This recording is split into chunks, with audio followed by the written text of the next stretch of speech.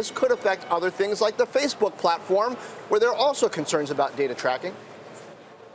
Yeah, I'm not sure if there's a legal connection there, but yeah, I think you're right. I mean, one of the things everyone has sort of been worried about more and more recently, and perhaps too late, is you know, what these companies know about us, how they're getting all this information, and now it's not just you know, the mobile telecoms, but you know, your home broadband also tracks more and more of what you do online. So, right, I mean, there's enormous kind of implications for all these other devices. You mentioned cars have this stuff. You know, there's you know, a whole new class of other kinds of devices that aren't phones, like wearables, like your watch. A whole bunch of other things that can track you all the time that are connected to these cell towers. And so, I mean, to me, as a user of these things, this seems like a common sense, you know, a commonsensical decision to have a warrant to get that information.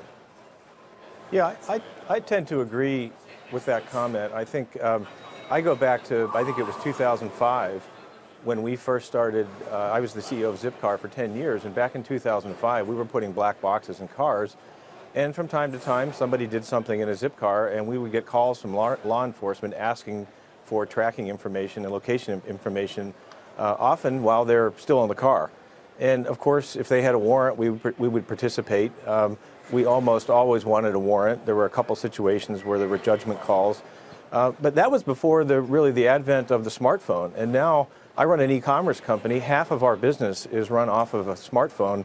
The amount of information that is shared with us as the seller in a marketplace is extraordinary. This is the second time this week we've seen news about this particular issue of privacy on cell phones. AT&T, Verizon, and I think almost all the carriers are shutting down some of these major data aggregators who were abusing the amount of data they were getting.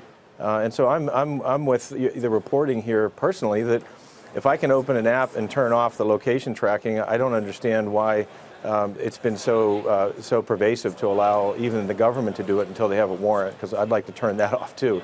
I'm on the privacy side here.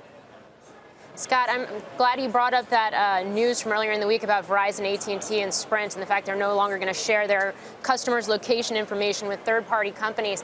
To me, between that situation, everything we've seen with Facebook and other digital companies and big tech companies in recent months, and then, of course, this Supreme Court ruling today, the implication here is that maybe consumers really don't understand, fully grasp their data situation, how much is being collected, and how it's being used overall. Yeah, look, you nailed it. Transparency is the headline for me. I think a lot of us are sort of fed up with the lack of transparency, and I run an e-commerce business that benefits, frankly, but I think it's tilted too far the other way right now, and we're going to have to sort of come back to the rules. A lot of the guidelines, rules, laws, regulations that we're all trying to comply with right now were set up pre-smartphone or at a time when smartphones might have just been emerging.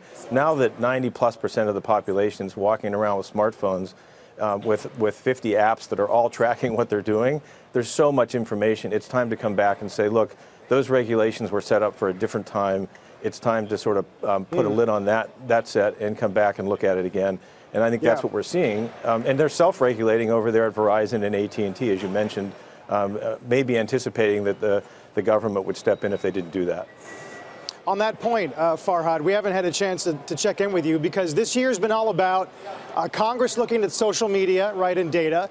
Judge Leon weighing in on the nature of distribution. SCOTUS this week on internet taxes and now cell phone location. I mean, how would you evaluate the government's ability to keep pace with innovation, and can that continue as we go into 5G and autonomy and everything else?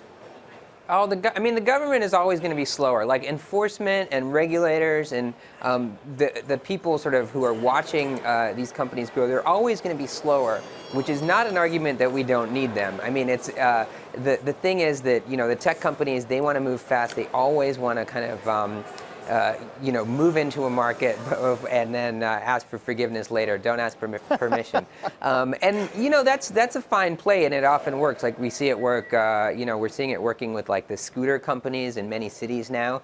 The thing is that we as citizens need the courts and regulators and others to kind of police this stuff. And the markets change. Like one of the things with the internet tax ruling this week is like at some point the online retailers like didn't need that that help anymore, and so now we're back on a level playing field there. Hey there, thanks for checking out CNBC on YouTube. Be sure to subscribe to stay up to date on all of the day's biggest stories. You can also click on any of the videos around me to watch the latest from CNBC. Thanks for watching.